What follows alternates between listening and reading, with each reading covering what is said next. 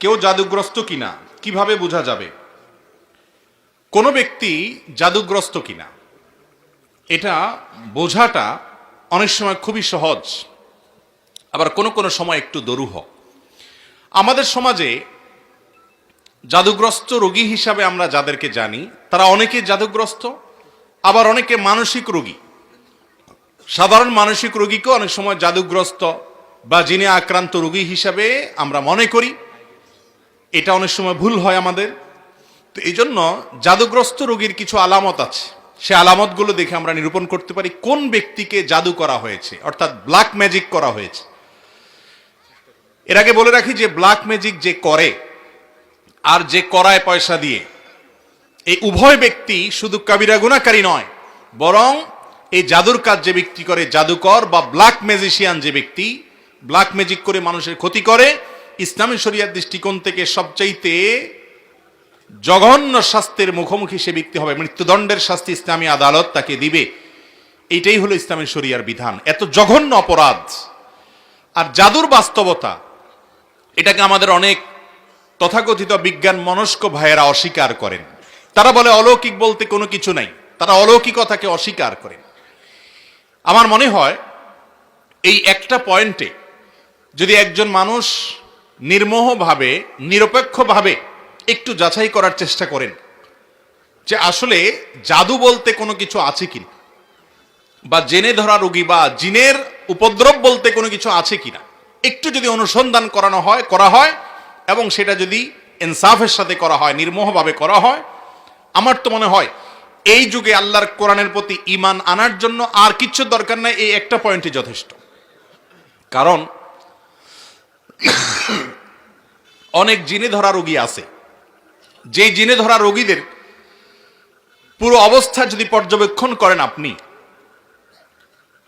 তাদের মধ্যে যে সমস্যা আছে সেই সমস্যাটা যে অলৌকিক, সেই সমস্যাটা যে কোনো লৌকিক সমস্যা না, সেই সমস্যাটা যে সাধারণ কোনো সমস্যা না, অসুখ না, এটা বোঝার জন্য আপনার পণ্ডিত হওয়া লাগবে না, বেশি সময় অপেক্ষা করা লাগবে না। যারা জিনের রোগী দেখেছেন এবং জিনের উপদ্রব যাদের বাসা বাড়িতে হয়েছে, স্বচক্ষে দেখার সুযোগ পেয়েছেন, তাদের কাছে এটা দিনের আলোর মতো পরিষ্কার।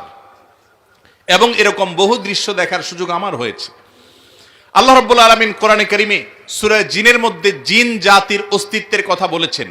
আমাদের তথাকথিত বিজ্ঞান মনস্ক ভাইয়েরা, বোনেরা, অনেক নাস্তিক বন্ধুরা তারা জিনের অস্তিত্বকে স্বীকার করে না, অথচ জিনের উপদ্রব যে বাসা বাড়িতে হয়েছে তারা জানে জিন আছে না নাই, তার উপদ্রব দেখে অনুমান করতে পারে, নিশ্চিত হতে পারে তারা।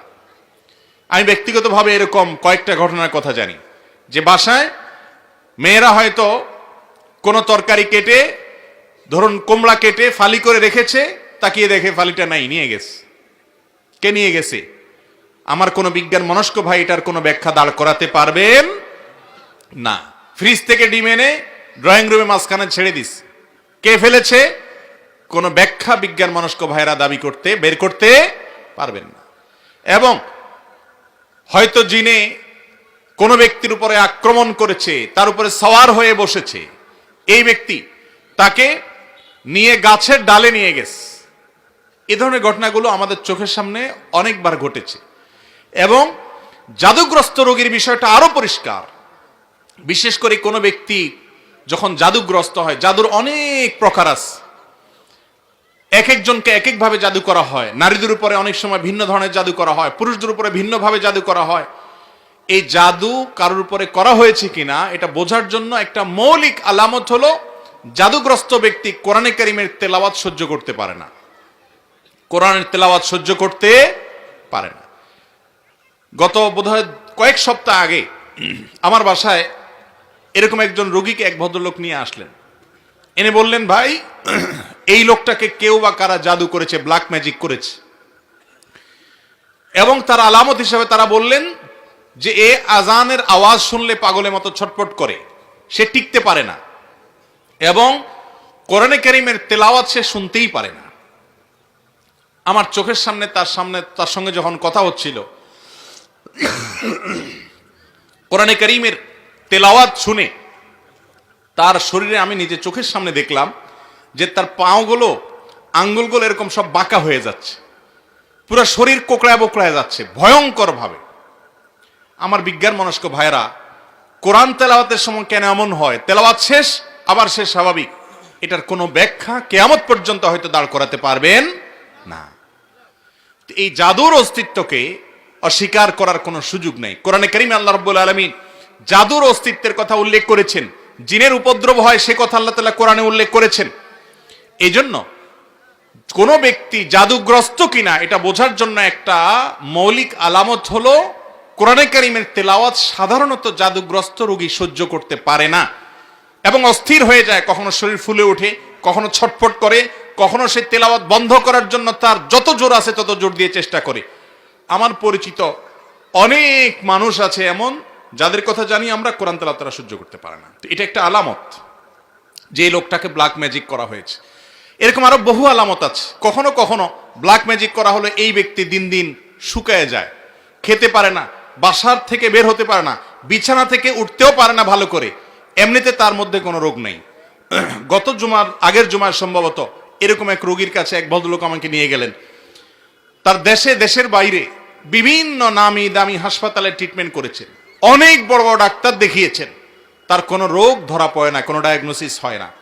তার সমস্যা হলো তিনি বিছানা থেকে উঠতেই পারেন না, দুর্বল হয়ে পড়ে থাকেন এবং সমস্ত ট্রিটমেন্ট করার পর খোলাসা আসলো তার শরীরে আসলো তেমন কোনো রোগই নেই। ভাইরা আমার, এই ধরনের সমস্যা আজকাল আমাদের ঘরে ঘরে অহরহ হচ্ছে। তো এই জাদু যেটা দিন দিন আমাদের সমাজে বেড়ে চলেছে, মূলত এখানে শয়তানের আশ্রয় নেওয়া হয় এবং কুফরি কালাম পাঠ করা হয়। এগুলোর মাধ্যমে মানুষের ক্ষতি করতে পারে। আল্লাহ রাব্বুল আলামিন সে অপশন রেখেছেন, এটা এক ধরনের পরীক্ষা, আল্লাহর বিভিন্ন হিকমা আছে এর পিছনে। তো যাই হোক, তো এই ধরনের জাদুগ্রস্ত ব্যক্তি যদি ধরা পড়ে, এই ব্যক্তির ট্রিটমেন্ট কি সেটা বলার আগে আরো কয়েকটা আলামত বলি। অনেক লোক আছে যাদের উপরে জিনের উপদ্রব হয়, জিন সাওয়ার হয়। জিন সাওয়ার হওয়ার একটা বড় আলামত হলো বেশি বেশি হাই তোলা, প্রয়োজনে অপ্রয়োজনে অনবরত হাই তুলতে থাকে। আমার এক নিয়ারেস্ট আত্মীয়কে, ছোট বাচ্চা মানুষ, আমি দেখেছি যে অনবরত মিনিটে মিনিটে হাই কোনোভাবে বন্ধ করা যায় না, হা করে থাকে, সারাক্ষণ সে হাই তুলতে থাকে এবং তার ঝিমানি আসতে থাকে। এটা এক প্রকার আলামত দুষ্ট জিনের উপদ্রব কারোর উপরে হওয়া। এর পাশাপাশি চোখ দিয়ে অনবরত পানি পড়তে থাকার অনেক আলামত আছে। বিশেষ করে যারা শরঈ ঝাড়ফুঁক করেন এই সমস্ত লোকেরা এগুলো ভালো বলতে পারবেন। আমি মৌলিক কয়েকটা আলামত বললাম, এই সম্পর্কে আমি এক্সপার্ট না। এই জন্য যেগুলো আমার চোখের সামনে দেখেছি, বিভিন্ন অভিজ্ঞ ব্যক্তিরা অভিজ্ঞতার আলোকে লিখেছেন এবং বর্ণনা করেছেন, সেগুলো আলোকে কয়েকটা আলামত বললাম। জাদু থেকে বেঁচে থাকার জন্য সাধারণভাবে আমাদের আমল হলো সকাল সন্ধ্যার দোয়াগুলো বেশি বেশি করে পড়া। আমরা একটা ছোট্ট বই লিখেছি, সকাল রাসূলুল্লাহ সাল্লাল্লাহু আলাইহি ওয়াসাল্লামের সকাল সন্ধ্যার দোয়া ও জিকির। এই বইটা আস-সুন্নাহ ফাউন্ডেশনে অর্ডার করে যে কোনো জায়গা থেকে পাওয়া যেতে পারে। এই বই ছাড়া আরো বিভিন্ন হিসনুল মুসলিম আছে, আরো বিভিন্ন বই আছে দোয়ার, সেগুলোতে সকালে এবং সন্ধ্যা নবী সাল্লাল্লাহু আলাইহি ওয়াসাল্লাম যে দোয়াগুলো পড়তেন, এর মধ্যে বিশেষ করে কয়েকটা দোয়ার কথা বলি। নাম্বার 1, সূরা ইখলাস কুল হুয়াল্লাহু সূরা 3 বার, সূরা ফালাক 3 বার, সূরা নাস 3 বার সকালে, আবার সন্ধ্যায় 3 বার 3 বার করে আসরের পরে বা মাগরিবের পরে পড়বেন। আরেকটা দোয়া হলো আউযু বিকালিমাতিল্লাহি তাম্মা ওয়া মিন শাররি কুল্লি শাইতানিন ওয়া হাম্মা ওয়া মিন কুল্লি আইনিন লাম্মা। এটা বেশি বেশি করে পড়া। এর মাধ্যমেও ব্ল্যাক ম্যাজিক এবং দুষ্টজনের উপদ্রব থেকে বাঁচা যায়। এছাড়া দুষ্টজনের উপদ্রব থেকে বাঁচার জন্য আলাদা অনেকগুলো আমল আছে। একটা ভিডিওতে আমরা বলেছি 15টি আমল আছে। বাসা বাড়িতে সাধারণত টয়লেটে এদের অবস্থানটা বেশি থাকে, পেশাব ময়লা ইত্যাদি বেশি থাকলে সেখানে থাকে, এবং নানা রকমের প্রাণীর ছবি ইত্যাদি টাঙানো থাকলে সেখানেও হয়, আরো অনেক কারণে হয়। এগুলো থেকে বাঁচার জন্য বাসায় প্রবেশের সঙ্গে বিসমিল্লাহ বলে প্রবেশ, আবার বের হওয়ার সময় বিসমিল্লাহ বলে বের হওয়া, এগুলো হলো এদের উপদ্রব থেকে বাঁচার উপায়। খাবার গ্রহণ করার সময় বিসমিল্লাহ এবং যে কোনো ভালো কাজের শুরুতে বিসমিল্লাহ। এরকম আরো অনেক আমল আছে। এই আমলগুলোর মাধ্যমে বিশেষ করে জাদু থেকে বাঁচার জন্য সূরা ফালাক নাস নাজিল হয়েছে। আমাদের সঙ্গ নবী করিম সাল্লাল্লাহু আলাইহি সাল্লাম, তাকে একজন ইহুদি, তার নাম ছিল লাবিদ ইবনে আসম, এই দুষ্ট লোকটা জাদু করেছে। নবী সাল্লাল্লাহু আলাইহি সাল্লাম অসুস্থ হয়ে পড়েছেন, এমন অসুস্থতা যে কোনো ডাক্তারের ট্রিটমেন্টে কোনো উপকার হচ্ছে না, কোনোভাবে কোনো রোগ ধরা পড়ছে না। পরবর্তীতে আল্লাহ রাব্বুল আলামিন দুজন ফেরেশতা পাঠালেন। তারা দুজনের একজন তার পায়ের কাছে, আরেকজন মাথার কাছে দাঁড়িয়ে একজন অপরজনকে জিজ্ঞাসা করছেন লোকটার কি হয়েছে। তখন অপরজন জবাবে বলছেন তাকে জাদু করা হয়েছে, সাধারণ কোনো রোগ না। তখন জিজ্ঞেস করলেন যে কে জাদু করেছে, বললে অমুক জাদু করেছে নাম সহকারে। কি দিয়ে জাদু করেছে? তার চুল দিয়ে জাদু করেছে। কোথায় আছে? অমুক কূপের নিচে আছে। এর প্রেক্ষিতে ওই ফেরেশতা আবার জিজ্ঞাসা করলেন তাহলে এখন মুক্তির উপায় কি?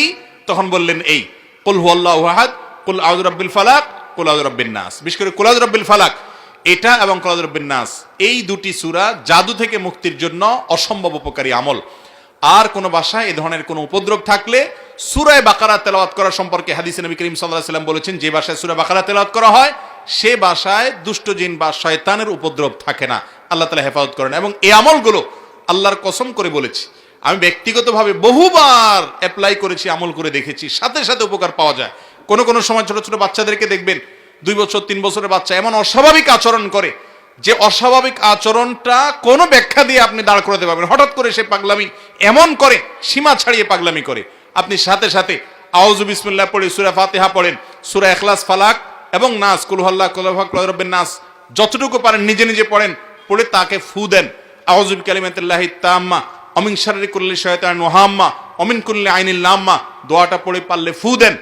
এবং আর কিছু না পারেন অন্তত 3 কুল পড়ে পড়ে ফু দেন। সাথে সাথে ইনশাআল্লাহ আপনি দুষ্টজনের উপদ্রব থেকে বাঁচার আলামত নমুনা পাবেন। আর কিছু না পারেন সূরা বাকারার তেলাওয়াত, কোরআনে কারীমের তেলাওয়াত অনলাইন থেকে, ইউটিউব থেকে খুঁজে বের করে চালু করে দেন, সাথে সাথে দেখবেন যদি ওই জাতীয় সমস্যা হয়ে থাকে দেখবেন সে শান্ত হয়ে গেছে। এবং এটাও ব্যক্তিগতভাবে আমি বহুবার আমল করে দেখেছি। অতএব ব্ল্যাক ম্যাজিক এখন ঘরে ঘরে, দুষ্টজনের উপদ্রব এখন ঘরে ঘরে, যারা সাফার করছে তারা জানেন। আমাদের সবাইকে নবী করিম সাল্লাল্লাহু আলাইহি ওয়াসাল্লামের শেখানো আমলগুলো করতে হবে। আর ব্ল্যাক ম্যাজিকের ট্রিটমেন্টের নামে যা হয় আমাদের দেশে, বিশেষ করে কবিরাজরা যা করে, এদের বেশিরভাগই হলো বাটপার কিসিমের, এদের বেশিরভাগ হলো প্রতারক কিসিমের। এদেরকে বোঝা বড় কঠিন, বিশেষ করে যে লোকগুলো অনেক মোটা অঙ্ক হাঁকাবে এবং ওই 7 ঘাটে পানি 14 ঘাট 14 পুকুরের থেকে অমুকটা তমুকটা, কালো ছাগল, কালো মোরগ, এগুলো আলামত খারাপ। কোরআনে কারীম থেকে সরাসরি যারা ট্রিটমেন্ট করে, এই ট্রিটমেন্টগুলোই সাধারণত হয়ে থাকে সঠিক এবং যথার্থ ট্রিটমেন্ট। এরকম ঝাড়ফুকালা মানুষ অবশ্যই খুঁজে পাওয়া অনেক কঠিন হয়। আল্লাহ রাব্বুল আলামিন ব্ল্যাক ম্যাজিক সহ জাতীয় যত সমস্যা আছে এগুলো থেকে আমাদেরকে বেঁচে থাকার তৌফিক দান করুন।